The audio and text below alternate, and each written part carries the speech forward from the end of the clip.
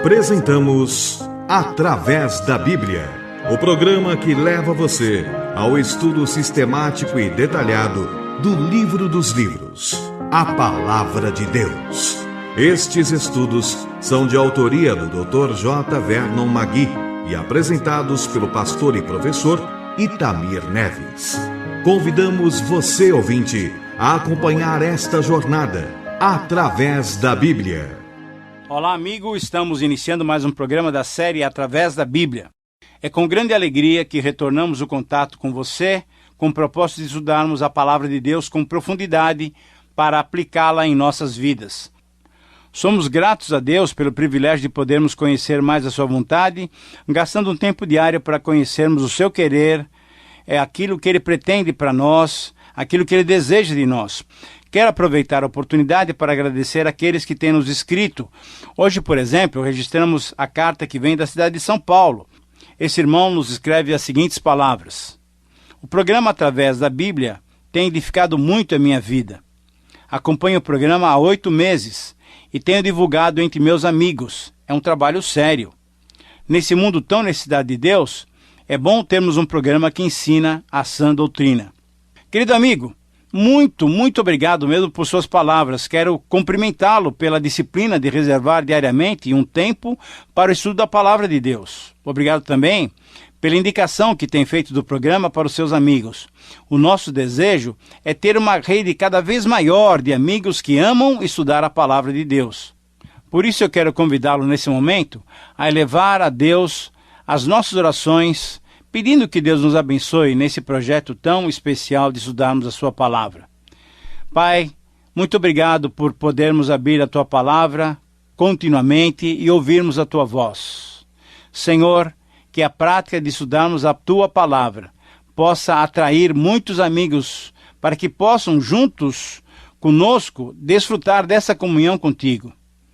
Nós te pedimos, Senhor, que tu nos orientes no estudo de hoje, que o teu Espírito ministre aos nossos corações, que haja edificação e glória ao teu nome. Nós oramos pedindo isso em nome de Jesus. Amém. Fortalece a fé, conhecer nosso Deus. Querido amigo, diante de nós está hoje o capítulo 12 do Evangelho de Mateus. Nosso objetivo é estudar os 50 versículos desse capítulo. Mas antes de entrarmos no texto, temos que compreender as palavras que Jesus tinha dito em Mateus 11, 28 a 30, no fechamento, na conclusão do capítulo 11. Esse é um dos textos mais queridos de muitos cristãos. Talvez alguns dos nossos queridos ouvintes, você mesmo que está me ouvindo agora, entenda que esse é um texto que fala muito ao seu coração. Mateus 11, 28 a 30. Nesses versos, Jesus demonstra que tem autoridade para convidar os homens a irem até Ele. Afinal, é Ele quem pode revelar o Pai, e a sua autoridade está baseada na sua própria bondade e humildade. Jesus não convida os fortes e os poderosos. Jesus convida os desprezados, os fracos, os cansados e aqueles que estão sobrecarregados. Os religiosos tinham tornado a lei um fardo pesado, um jugo de escravidão, conforme Gálatas 5:1. Jesus faz um tríplice convite maravilhoso e amoroso, pois ele promete alívio.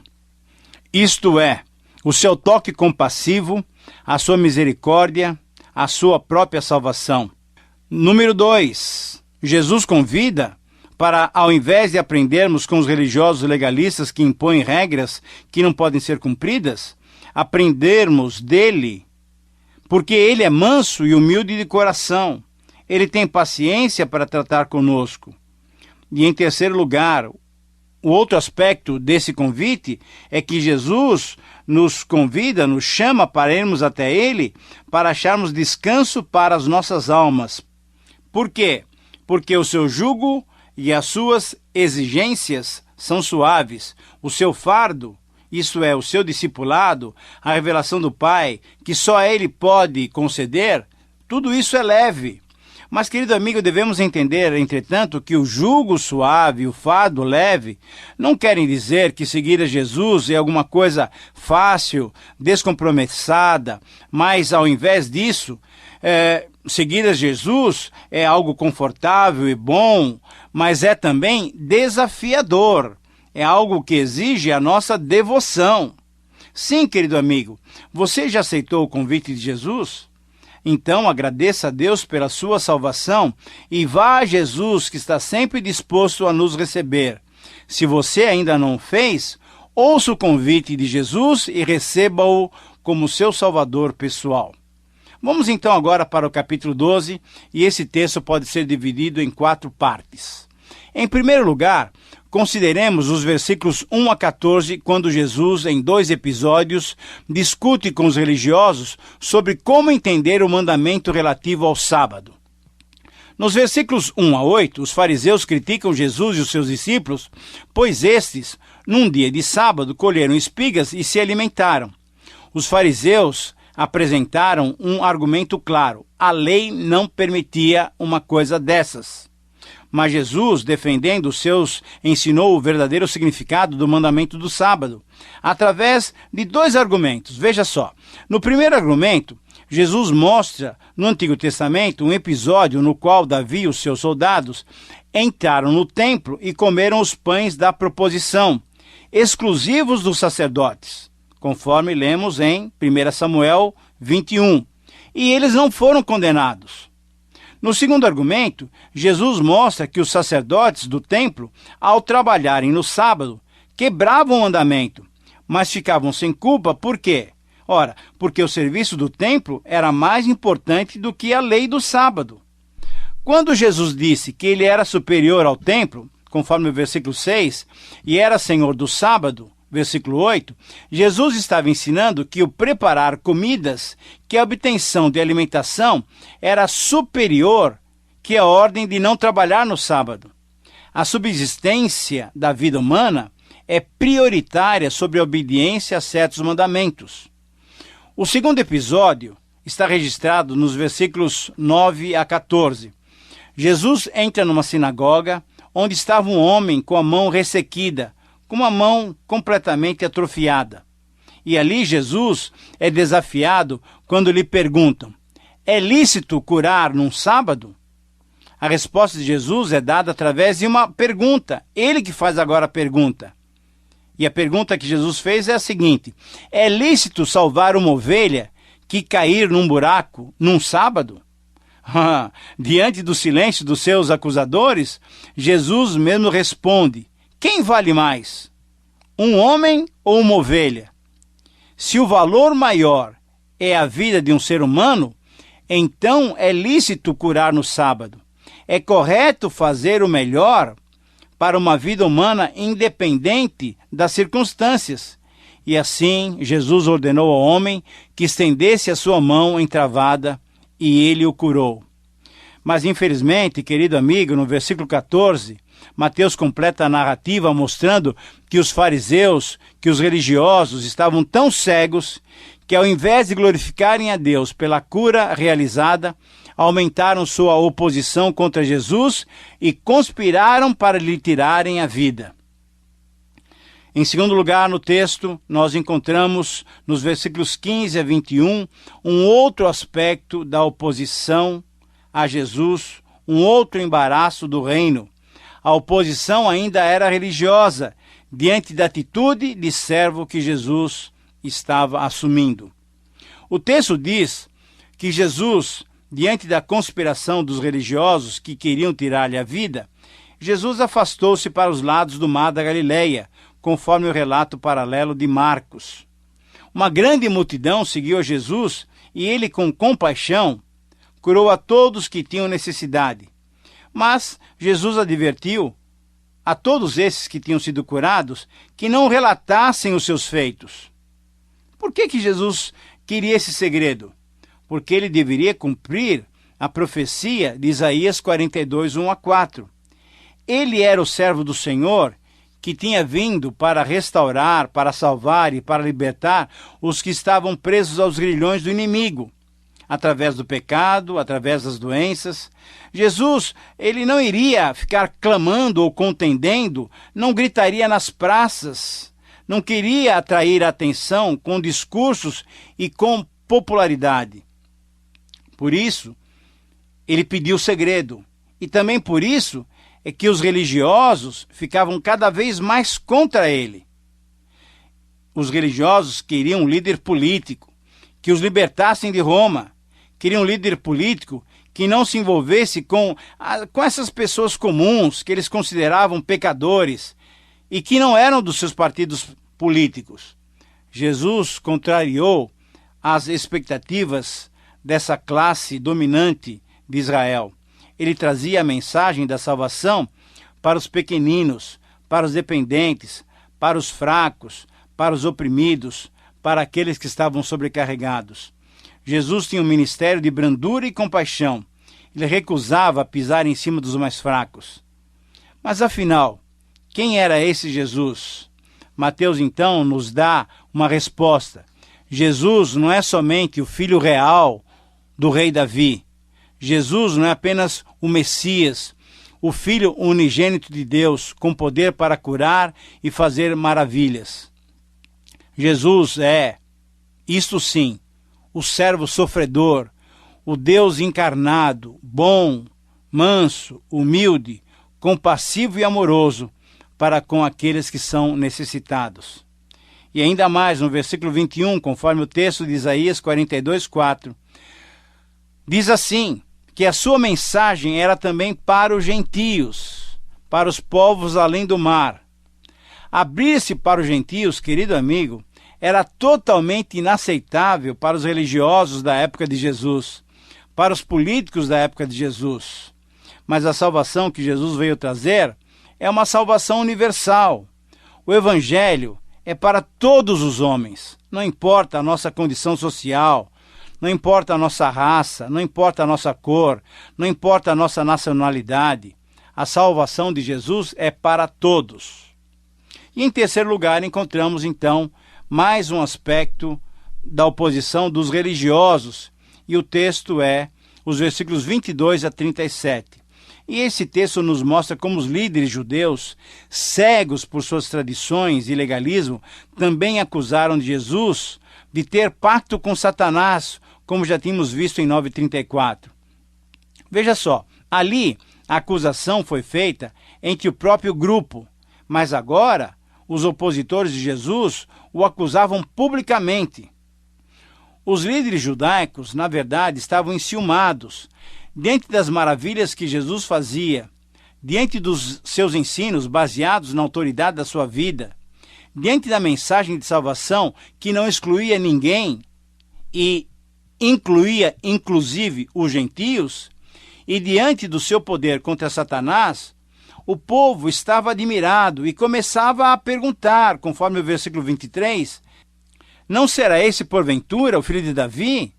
Eles estavam começando a perceber que Jesus não era simplesmente um profeta qualquer, ele era alguém divino.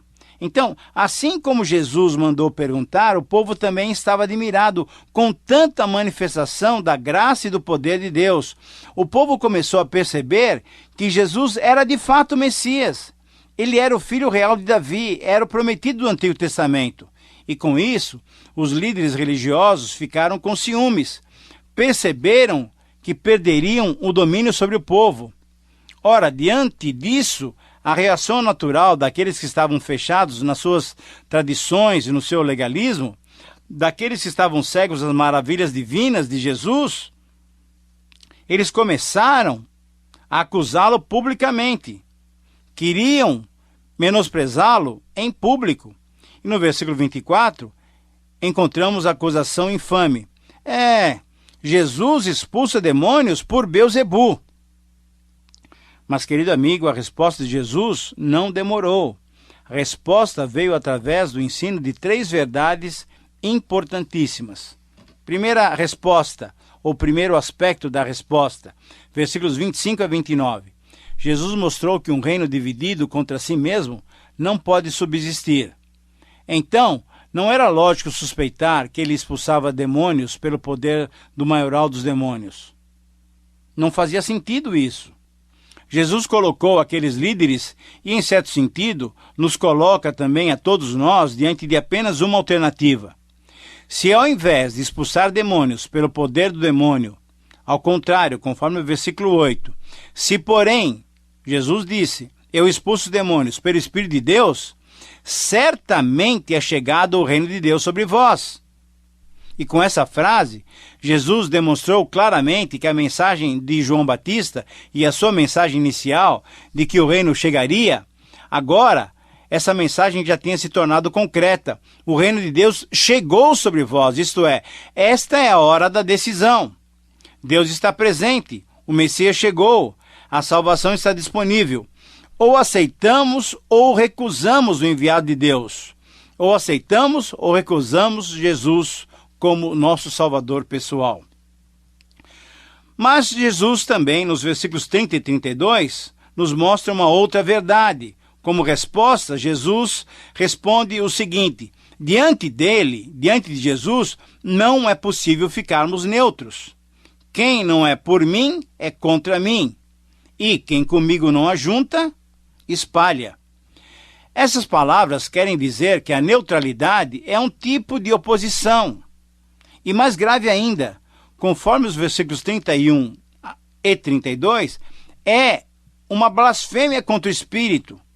Quando intencionalmente dizemos que uma obra de Jesus, feita no poder do Espírito Santo, é uma obra realizada por Satanás, estamos diante de um terrível pecado, que é o pecado contra o Espírito Santo, para o qual não há perdão, nem nesse mundo, nem no vindouro.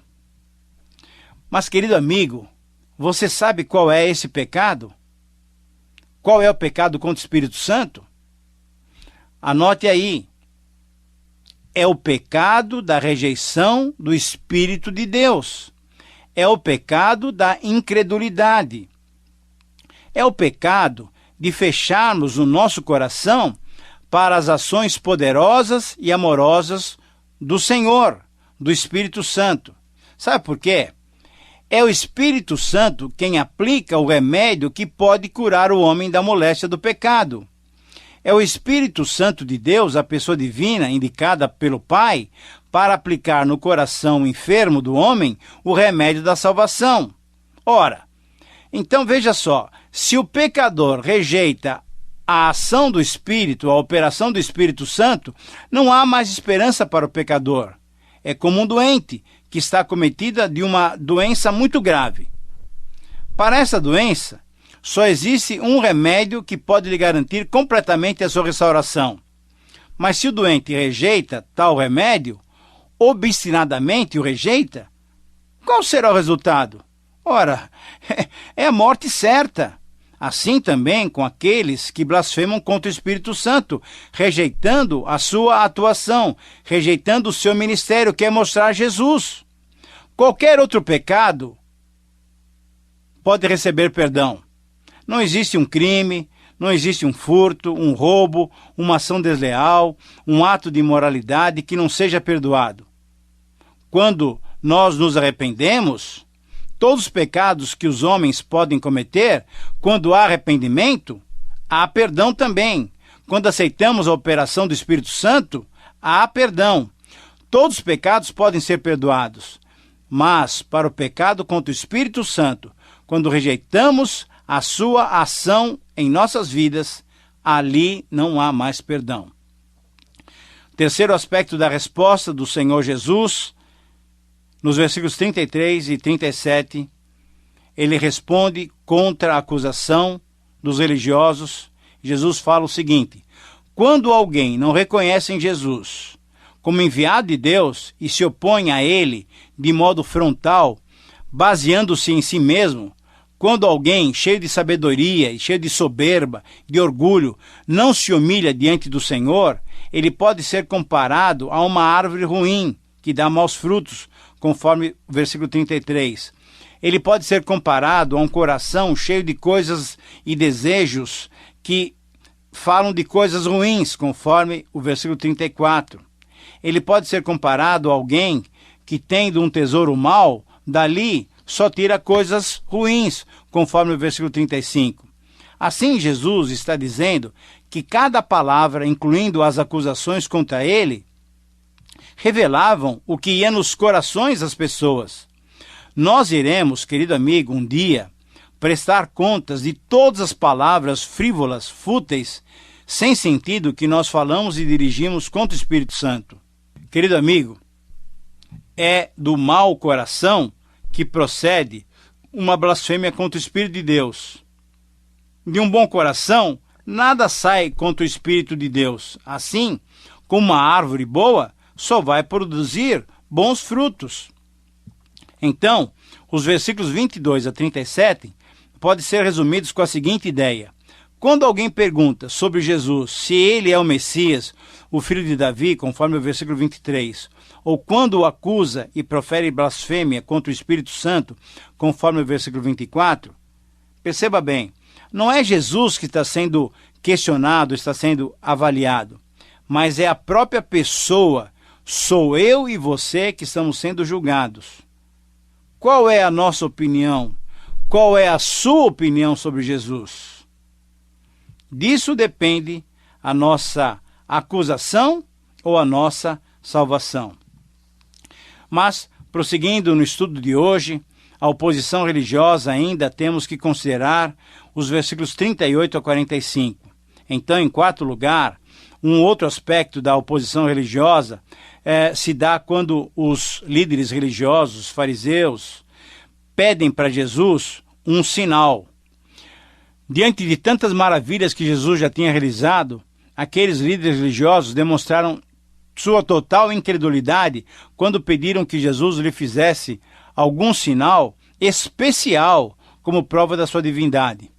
Ele, porém, lhes respondeu: uma geração má e adúltera pede um sinal, mas nenhum sinal lhe será dado, senão o do profeta Jonas.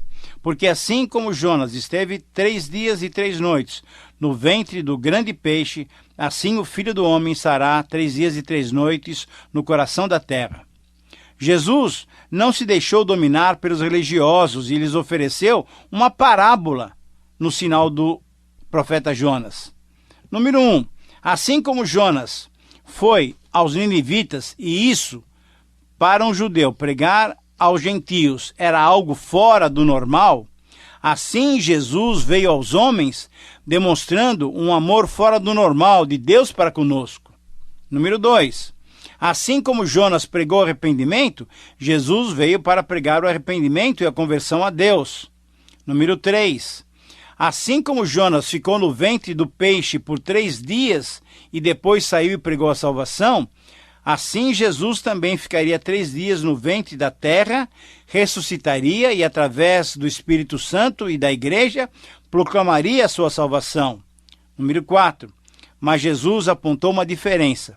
Os ouvintes de Jonas se arrependeram e foram perdoados. Porém, os ouvintes de Jesus estavam com seus corações endurecidos, não se arrependeram e por fim levaram Jesus até a morte.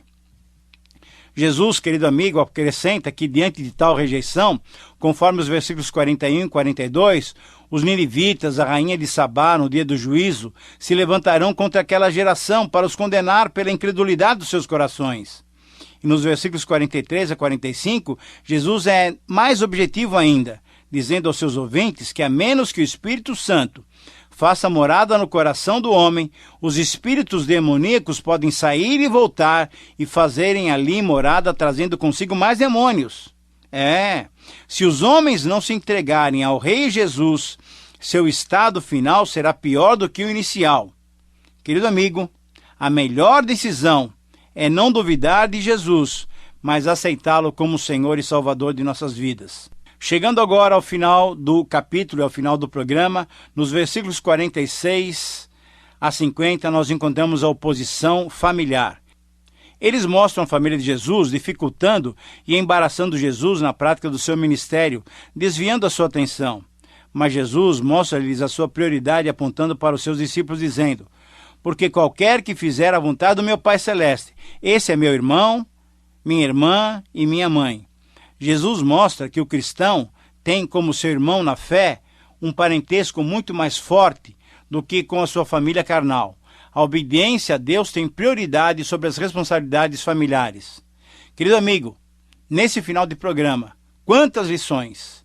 Espero que, capacitado pelo Espírito Santo, você as aplique em sua vida, sendo uma grande bênção para aqueles que convivem com você. Espero por sua companhia no próximo programa. Anote o nosso endereço e escreva. Deus te abençoe. Terminamos mais uma apresentação do programa Através da Bíblia. Esperamos que você nos escreva, dando a sua opinião sobre o que ouviu. O nosso endereço é Caixa Postal 18.300, CEP 04626-970, São Paulo, São Paulo. Repetindo, Caixa Postal 18.300, CEP 04626-970, São Paulo, São Paulo. Este programa foi produzido nos estúdios da Transmundial.